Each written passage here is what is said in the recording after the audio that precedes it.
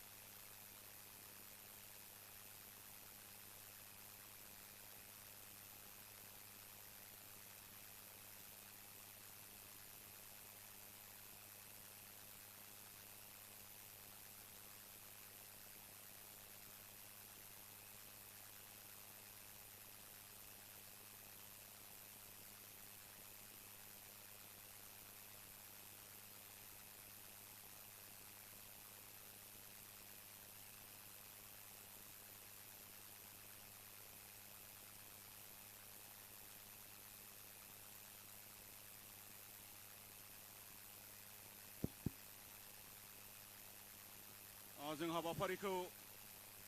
जागायनो सिगांबाय। दा दहाय एसे सिगाङाव फोरमायखानाय बायदि कालचारेल इभिनिं जे इनागुरेल जे फांसन दिनैनि बे मोनाबिलि हारिमु बेखेवनाय हाबाफारि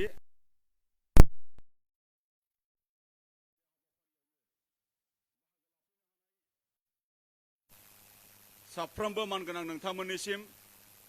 बैसागु बोथोरनि आरो खेबसेबाव गाहाम हामलायनाय बावहरनाय जाबाय। जेन बैसागोआ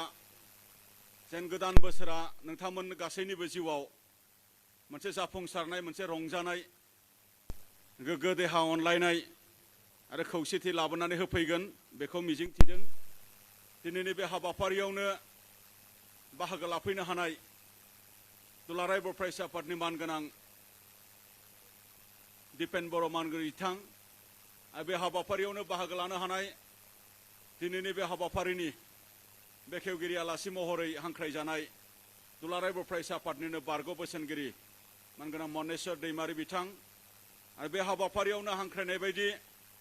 बाहागो लाफैनो हादों दुलाराय बर' फरायसा आफादनिनो नेहाथारि बिटिआर गोरोबथानि सागानगिरि आरो आथिखालनि सानजा क'क्राझारनि एमएलए मानगोनां लरेन्स इस्लारि बिथां आरो बे हाबाफारियावनो हांख्रायनाय बायदि बाहागो लाफैनो हादों बिटिआरनिनो इएम मानगोनां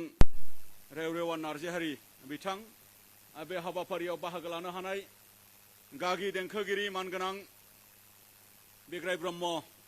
मानगोनां बिथां बेयावनो बाहागो लानो हानाय मिरु दुलाराय बर' फरायसा आफादनि गासै दैदेनगिरि बिथांमोन, बेयावनो बाहागो लानो हानाय क'क्राझार जिल्ला दुलाराय बर' फरायसा आफादनि साफ्रोमबो बिबानगिरि दैदेनगिरि बिथांमोन आरो बे हाबाफारियाव खावलायनाय बायदि बाहागो लाफैनो हानाय सानसुमै मानगोनां नोंथांमोन,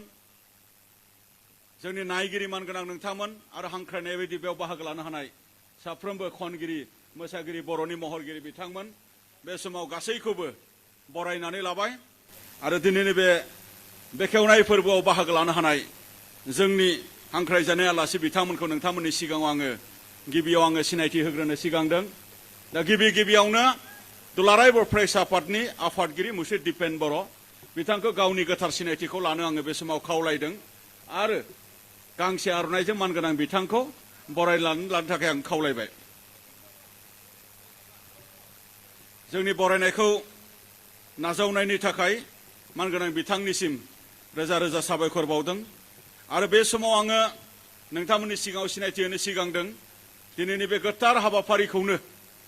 बेखेवनो होननानै हांख्रायनाय बायदि नुजाफैनो हानाय दुलाराय बर' फरायसा आफादनि बारग' बोसोनगिरि मानगोनां मुश्री मनेस्वर दैमारि बिथांखौ गावनि गोथार सिनायथिखौ लानो थाखाय खावलायबाय आरो गांसे आर'नाइजों बरायनानै लानो खावलायदों। गोजोननाय थाबाय आरो बे समाव हांख्रायनाय बायदि नुजाफैनो हानाय दुलाराय बर' फरायसा आफादनि बारग' गाहाय नेहाथारि आथिखालनि MLA मुश्री लरेन्स इस्लारि बिथांखौबो गावनि गोथार सिनायथिखौ लानो बे समाव खावलायदों आरो गांसे आर'नाइजों बिथांखौ बरायनानै लानो थाखाय आङो खावलायबाय। नोंथांमोननि सिगाङाव आं सिनायथि होनो सिगां बावदों जे BTRनिनो मानगोनां EM मुश्री रेवरेवा नार्जारी बिथांखौबो गावनि गोथार सिनायथिखौ लानो आङो खावलायबाय।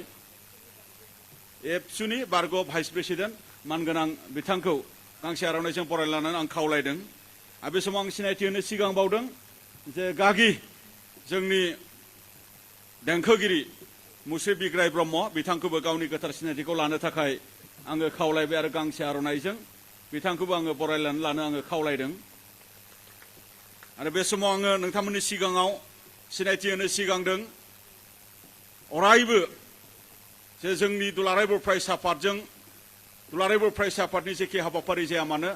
हारिमुजों सोमोन्दो थानाय बा दुलाराय बर' फरायसा आफादनि हाबाफारिफोर जेरावखि जाया मानो जोंखौ मदद होबाय थाग्रा मानाव गेदेर आदा चक्रधर नार्जारी बिथांखौबो गावनि गोथार सिनायथिखौ लानो खावलायबाय आरो गांसे आर'नाइजों बिथांखौ बरायनानै लानो थाखाय आं बे समाव खावलायदों आरो नोंथांमोननि सिगाङाव आं सिनायथि होनो सिगां बावदों सासे मैखोम आरो जाखांफुनाय देंखोगिरि मानगोनां फुंजा मुसाहारि बिथाङा सनितपुर जिल्लानि मानगोनां बिथांखौ गावनि गोथार सिनायथिखौ लानो खावलायबाय आरो गांसे आर'नाइजों बरायनानै लानो खावलायदों। बिश्वनाथनि सनितपुरनि नङा बिश्वनाथ जिल्लानि आरो बे समाव आङो सिनायथि होनो सिगां बावदों जे जोंनि दुलाराय बर' फरायसा आफादनिनो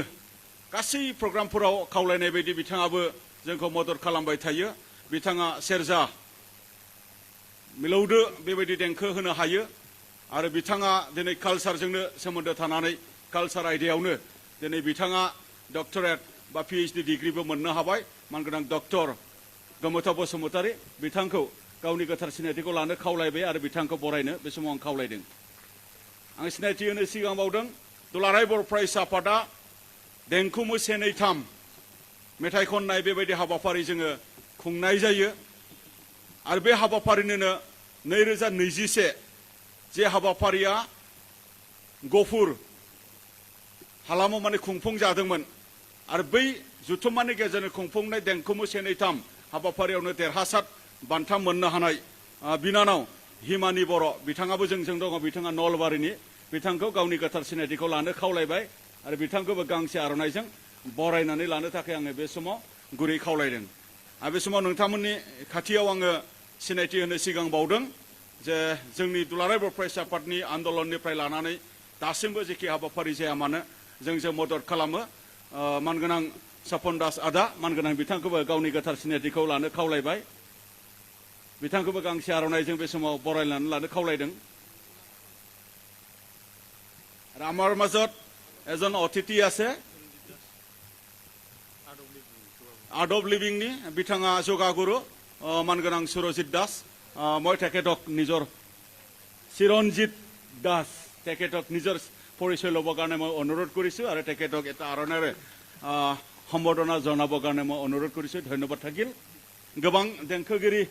बिथांमोना सौफैनो हाबायमोन आरो बिथांमोनखौ आङो जायफोरा जौस्राङाव दंफैयो बिथांमोनखौ आङो बे समाव रिता बसुमतारी बायद' बिथाङा बे समाव दंफैयो रिता बसुमतारी चक्रवर्ती मानगोनां बिथांखौ गांसे आर'नाइजों बरायनानै लानो थाखाय आङो खावलायबाय बे समाव आङो खावलायदों बिराज मुसाहारि फंबायाबो बे समाव सौफैनानै दङ बिथांखौबो बे समाव जौस्रांसिम आङो फैनो थाखाय खावलायबाय दा बे समाव सिनायथि होनाय हाबाफारि दान्दिसे उनाव जोङो लांबावगोन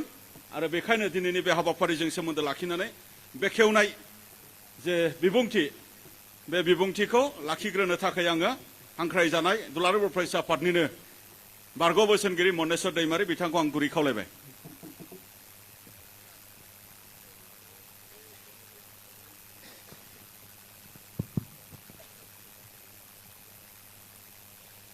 रंजालि बैसागु बे रंजालि बैसागुखौ खुंफुंनाय मिरु दुलाराय बर' फरायसा आफाद क'क्राझार जिल्ला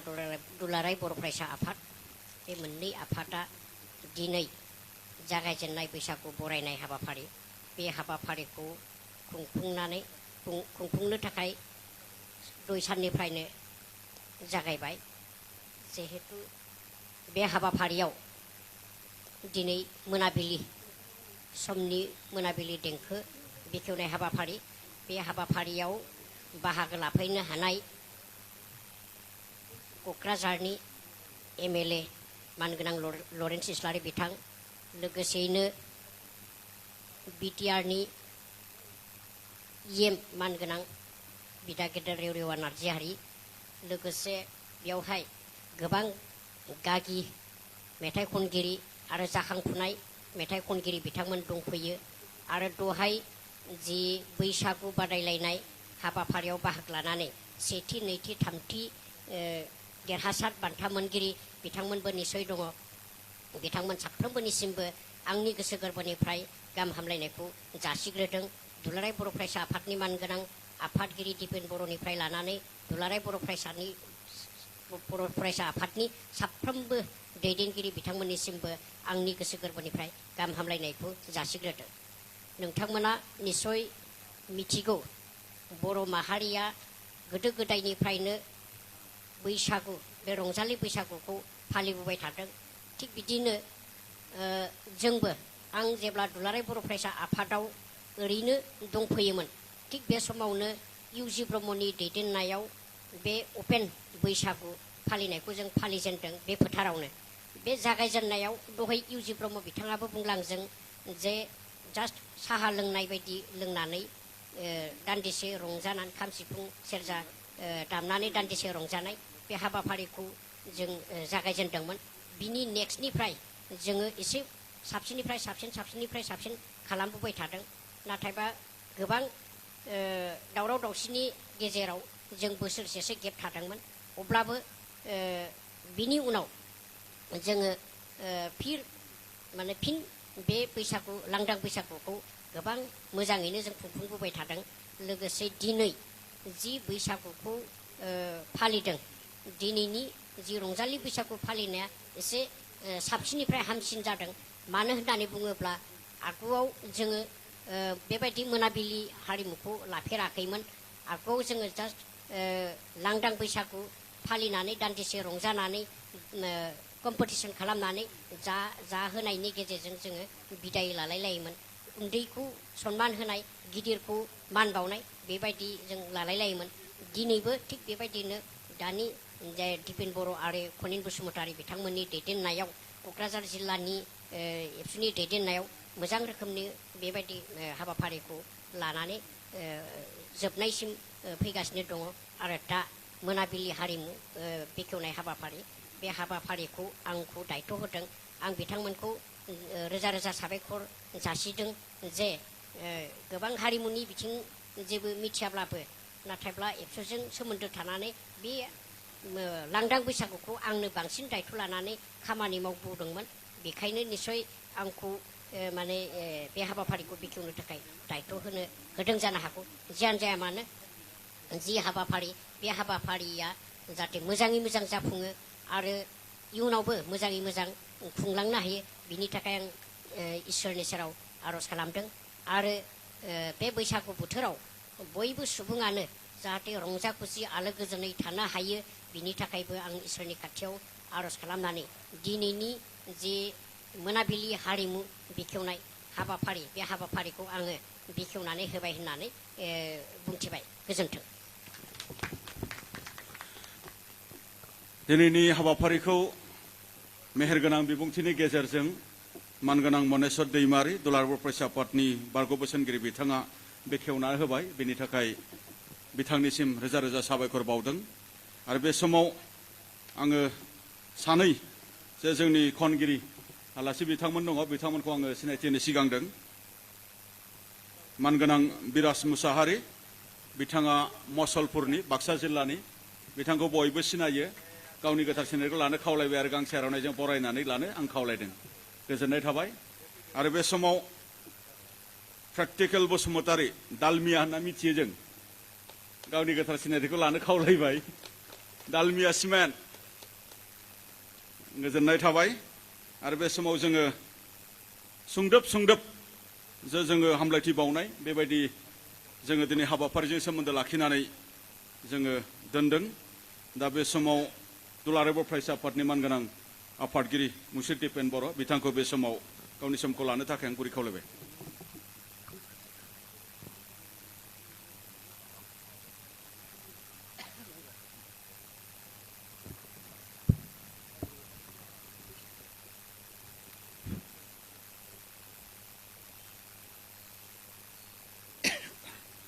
मोनाबिलिनि बयनिसिमबो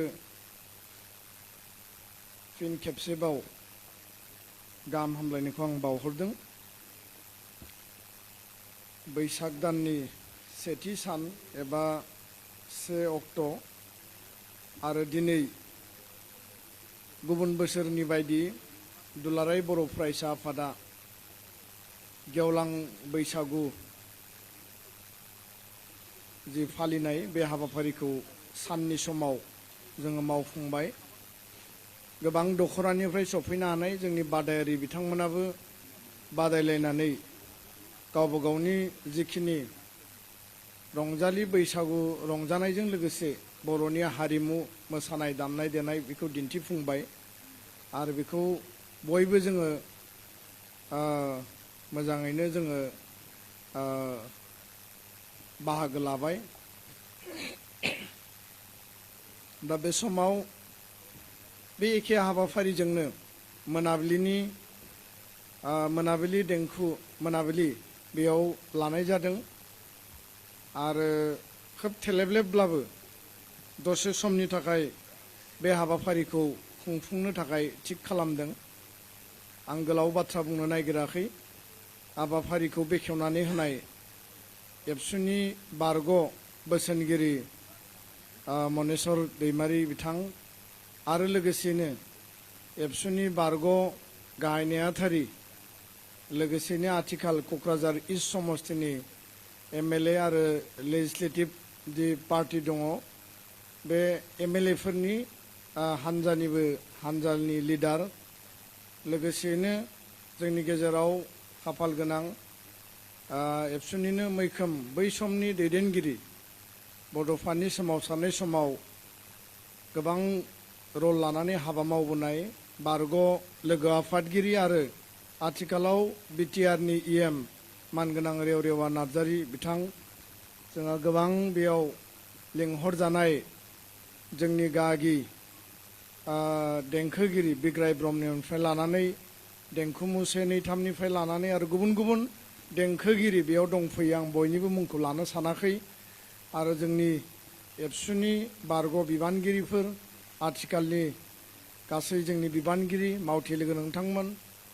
आरो मोसानायाव बाहागो लानाय दख'रानिफ्राय सफैनाय गासै मानगोनां बिबानगिरि मावथि आइ आफा रायजो राजा नोंथांमोन, बयनिसिमबो आं गिबियावनो दुलाराय बर' फरायसा आफादनि जानानै दिनैनि बे 1 बैसाग आरो रंजालि बैसागु बिनि आङो खुलुमनाय हामलायनाय आरो गोसो गोरबोनि अननायखौ आङो बयनिसिमबो बावहरदों आनान गसाइनियाव आरज गाबदों दिनैनि बे साना बयनिबो थाखाय गोजोन आरो जोंनि थाखाय मेहेरगोनां जाथों बैसाग दाननि 1 अक्ट'आव थांनाय बोसोरनि गासै जोंनि दुखु दाहा एना एनि सानलायनाय गाज्रि मोनलायनाय दुखु मोनलायनाय रागा जोंलायनाय गासिबो ज्राब बावगारनानै निमाहा होलायनानै गोदान बोसोरखौ रंजानायनि थाखाय जोङो बयबो आरोबाव जोंनि जिखिनि मिजिं आरो थांखि दङ बे जाफुंसारथों आबाद मावनायाव लेखा फरायनायाव बेफार फालांगि मावनायाव बर' माहारि थांना थानायनि गासै बिथिंफोरखौ जों मोजाङै मावनो हाथों आरो दिनै गोथार गुड फ्राइडे आरो बिनि थाखायबो आङो साफ्रोमनिसिमबो आङो गाहाम हामलायनायखौ बावदों आं गोलाव बाथ्रा बुंनो सानाखै दुलाराय बर' फरायसा आफादा बेबायदि बैसागु खुंफुंनायनि गेजेरजों बर' हारिया आब्रुथि आरो सोदोमस्रिनि गेजेरजों बैसागुखौ गोदो गोदायनिफ्राय फालिबोदों जारिमिन नुहुरस'यै बैसागु फालिनाया जाबोदों आइ आफा रायजो राजा सेंग्रा सिख्ला गासै जोंनि उन्दै गिदिर बयबो बैसागुखौ फालिबोदों आरो बेखौ फालिलांनांगोन बिनि गेजेरजों बर' माहारिनि जे गेदेरथार मोनसे माहारिबाद आरो बर'नि हारिमु दामनाय देनाय खाम सिफुं जथा सेरजानि जे रिंखांनाय दिनै बोथोरा सोलायबाय दाउखौ गाबफैबाय बिलाइ गोरलै खिलिबाय जोंनि साफ्रोमबोनिबो साननाय मेलेमाव गोदान मोनसे मिजिं आसा लानानै जोङो थांना थाफिननो थाखाय जों बोलो मोनबाय आरो बेखौनो लानानै बर' माहारियाव जोङो ग्रोम ग्रोम रायजो जालांनायनि थाखाय बा बर' माहारिखौ गेरेमसा हारि दानायनि थाखाय हाबा मावलांनांगोन आं बेखिनिखौल' बुंनानै साफ्रोमनिसिमबो फिन खेबसेबाव नोंथांमोना बेयाव गाजा गोमजायै मदद होफैनायनि थाखाय आङो साबायखर बावबाय आरो आंनि जि बैसागुनि बे हारिमु मोनाबिलिजों लोब्बा लाखिनानै फंनैसो बाथ्रा बुंनाय आं बेयावनो फोजोबबाय गोजोन्थों खुलुमबाय बे समाव दुलाराय बर' फरायसा आफादनि मानगोनां आफादगिरि मुस्रि दिपेन बर' बिथांनिसिम दिनैनि बे सान आरो हाबाफारिजों लोब्बा लाखिनानै मेहेरगोनां बिबुंथि लाखिबाय बिनि थाखाय बिथांनिसिम साबायखर बावदों आरो बे समाव आङो नोंथांमोननि खाथियाव सिनायथि होनो सिगांदों बर'निनो मुंदांखा आरो गागि खनगिरि मानगोनां गौतम ब्रह्म बिथांखौ गावनि गोथार सिनायथिखौ लानो थाखाय खावलायबाय आरो गांसे आर'नाइजों बिथांखौ बरायनो थाखाय आङो खावलायदों आरो बे समाव दिनैनि हाबाफारिजों लोब्बा लाखिनानै हामलायथि बावनाय आरो आङो खावलायनो लुबैदों दुलाराय बर' फरायसा आफादनिनो बारग' गाहाय नेहाथारि आथिखालनि MLA लरेन्स इस्लारि बिथांखौ बे समाव हामलायथि बावनो थाखाय आं गुरै खावलायबाय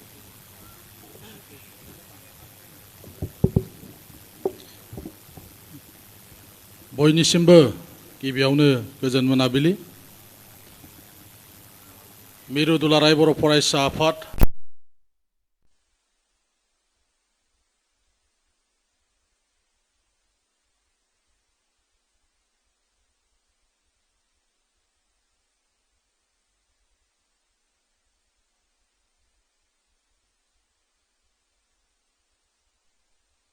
हाबाफारियाव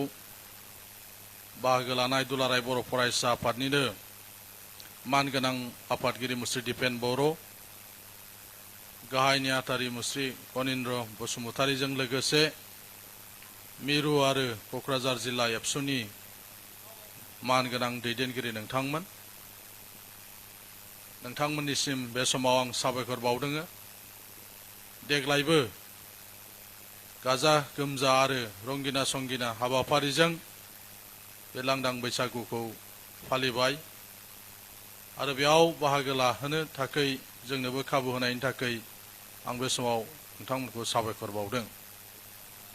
बे हाबाफारियावनो नुजाफैनानै एसे आगोलसो बेखेवनानै होलांनाय दुलाराय बर' फरायसा आफादनि बारग' बोसोनगिरि मानगोनां मुस्रि मनेस्वर दैमारि मोनसे समनि दुलाराय बर' फरायसा आफादनि लेङाइ आफादगिरि आथिखालनि BTRनि EM मानगोनां रेवरेवा नार्जारि लोगोसे बर'नि मुंदांखा मेथाइ रोजाबगिरि बिग्राय ब्रह्म चक्रधर नार्जारि गौतम ब्रह्म जों लोगोसे फुंजा मुसाहारि आरो गुबुन गुबुन हांख्राय हरजानाय बादि नुजाफैनो हानाय मानगोनां जोंनि बर'नि गागि आरो आथिखालनि देंखोगिरि नोंथांमोन हाबाफारियाव बाहागो लाफैनो हानाय गुबुन गुबुन जायगा आरो फसंथाननिफ्राय फैनाय बाहागो लागिरि नोंथांमोन आरो बे मोनाबिलि समाव बे हारिमु आयदायाव बाहागो लाफैनो हानाय क'क्राझार सोहोरनि मानगोनां रायजो राजा नोंथांमोन बयनोबो बे समाव रंजालि बैसागुनि गाहाम हामलायनायखौ आं बे समाव बावहरदों आरो लोगोसे आंनि गोसो गोरबोनिफ्राय गुड फ्राइडेनिबो गाहाम हामलायनायखौ नोंथांमोननो बावहरदों देग्लाय फुंनिफ्राय थानो हायाखिसै मानोना दिनै बैसागुबो आरो जोंहा गुड फ्राइडेबो बेनिखायनो देग्लाय फुंनिफ्राय बाहागो लाफानो हानाय जायाखै अब्लाबो मोजाङै जादों होननानै मिथिनो मोनदों फुंनिफ्राय दहाय जोंनि जे हाबाफारिया आरो देग्लाय सरजाबनानै आरो बे मोनाबिलिनि हाबाफारिखौ लादों बे हाबाफारियाबो मोजाङै जालांगोन मिजिंथिदों नाथाय मैयानिफ्राय बोथोरा गाज्रि महरा एसे बोरैबा जाबोगौ बिनिखायनो हयथ' जों खुब खम समनि गेजेराव फोजोबनांनोबो हागौ बेनिखायनो गोबाव खालामाजासे बयनोबो खनसेयावनो रंजालि बैसागुनि गाहाम हामलायनायखौ बावहरनानै आंनि हामलायथिखौ आं बेयावनो फोजोबबाय गोजोन्थों बे समाव गावनि मेहेरगोसा हामलायथिखौ बावबाय दुलाराय बर' फरायसा आफादनि बारग' गाहाय नेहाथारि आथिखालनि एमएलए मानगोनां मुस्रि लरेन्स इस्लारि बिथाङा आरो जोबथानाय आं खावलायनो लुबैदों दुलाराय बर' फरायसा आफादनिनो मोनसे समनि लोगो आफादगिरि आथिखालनि बिटिआरनि इएम मानगोनां रेवरेवा नार्जारि बिथांखौबो बे समाव सुंदोब हामलायथि बावनो थाखाय आं बिथांखौ गुरै खावलायबाय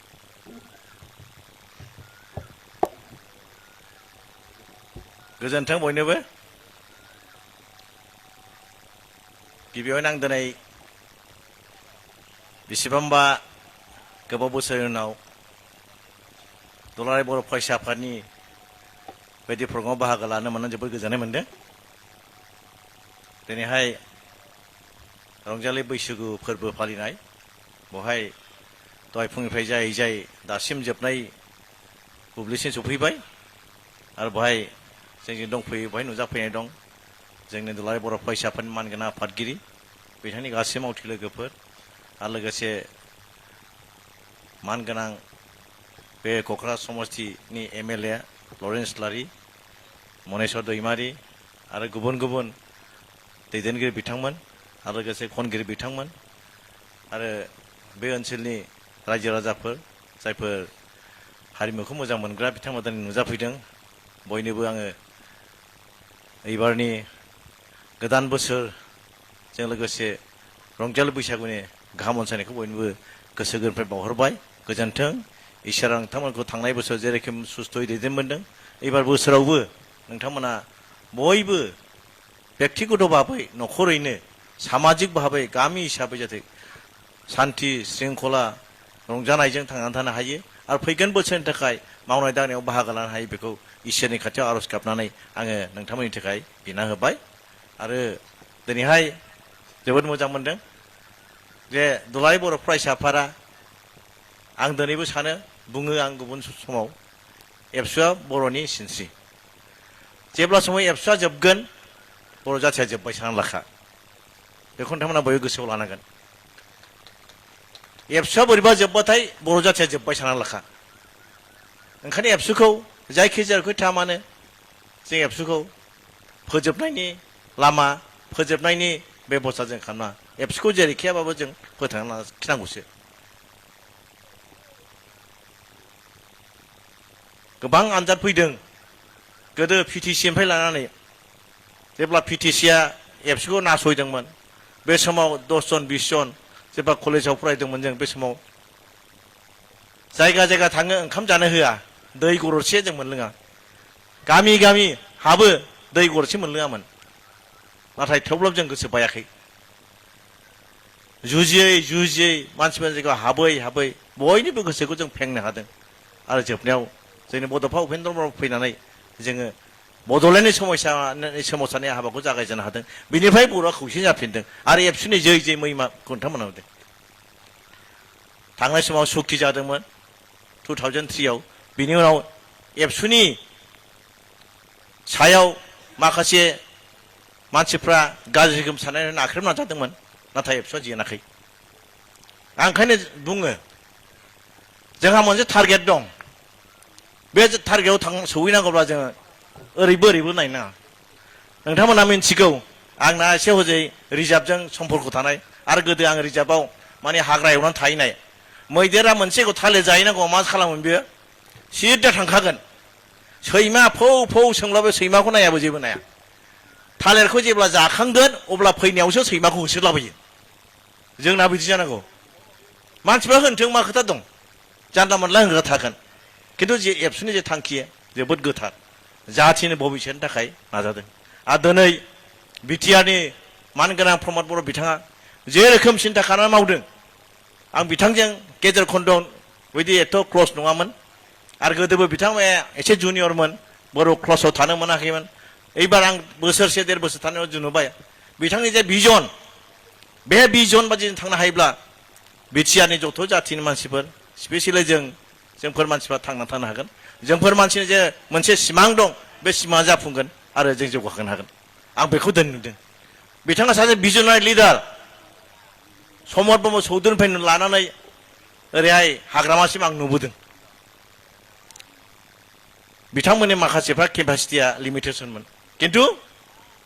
जेब्ला उपेन्द्र ब्रह्म फैबाय फार्स्ट मोनसे लेजेन्डारि लिडारमोन बियो नाथाय बिथाङा थैनानै थांबाय दा एबार लिभिं लेजेन्डारि आं प्रमद बर'खौ सानो बिथांमोन जे केपासिटि दं जों बेखौ रायजो राजाफ्रा बयबो सहाय खालामनानै मावहोनो हायोब्ला निस्सय जोंनि बर'नि सिमाङा जाफुंसारगोन आं बेखौ आसा खालामो आरो आंथ' अरायबो बिथांजों अरायबो थागोन बिथांखौ माब्लाबाबो आङो डिग्रेड खालामनाय नङा डिसडिग्रेड खालामनाय नङा आं बिथांजों थाफाना अरायबो खामानि मावगोन दा नोंथाङा दिनैहाय बे बैसागुनि हाबाफारि दाख्लै दिल्लीयाव जाबाय बेफोर गासिबो रिलेटेड इन्टार रिलेटेड जोंहा दिनै दिपेन बर' बिथाङा जे रोखोम गोसो होनानै खामानि मावदों प्रमद बर'आ जे गोसो होनानै मावदों बेवहाय रावनिबो गाज्रि साननाय गैया मोनसे जाथिल' नङा बयबो जाथिखौ लानानै खामानि मावनो थाखाय नाजानाय आरो दा दिनैहाय बे गोथार दिनाव बैसागु फोरबोआव फालिनायजों लोगोसे आं बेखौ बुंनांगौ नङाब्ला बुंबाय मानो गोबावसिमोन आं गेप जानाया आं दिनै मोजां मोनदों आसा खालामदों बे बैसागु फोरबोखौ उनफ्राव जों साबसिन फालिलांनो हागोन आरो नेसनेल लेभेल इन्टारनेसनेल लेभेल बेखौ खालामनो हागोन आं बेखौ आसा खालामदों दिनै दिल्लीयाव खालामबाय नेक्स्टआव मुम्बाइ केलकाता बेफोरखौ खालामलांनो हागोन आसा खालामदों ओंखायनो बयनोबो थांनाय बोसोराव खस्थ' मोननायखौ बावगारलायदो निमाहा होलायदो गावजों गाव दाय दसफोरखौ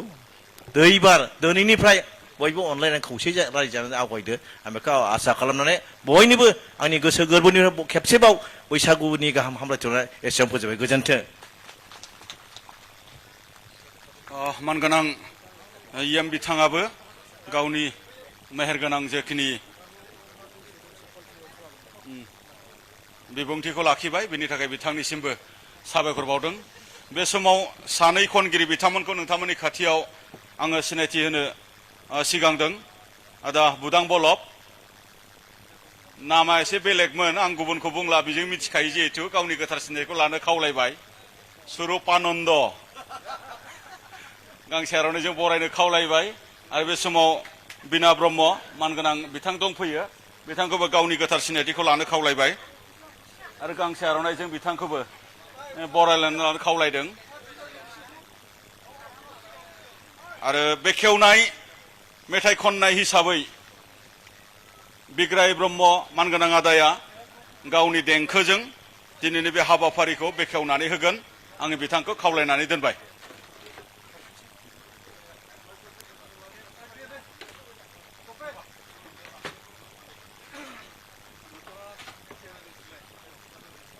आरो बे हाबाफारिखौ सालायलांथ'नो थाखाय दैदेनलांथ'नो थाखाय क'क्राझार जिल्ला एबसुनिनो गाहाय नेहाथारि मुश्री खाम्फा बसुमतारी बिथांखौ आङो खावलायबाय गोजोन्थों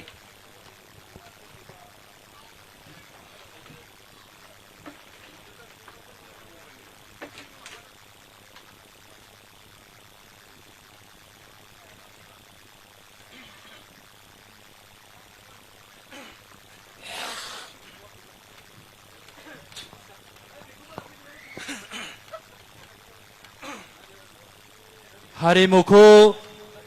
मोजां मोनग्रा सिबिनां रायजो राजा मानगोनां नोंथांमोन, दुलाराय बर' फरायसा आफाद आरो क'क्राझार जिल्ला दुलाराय बर' फरायसा आफादजों आगुनिफ्रायनो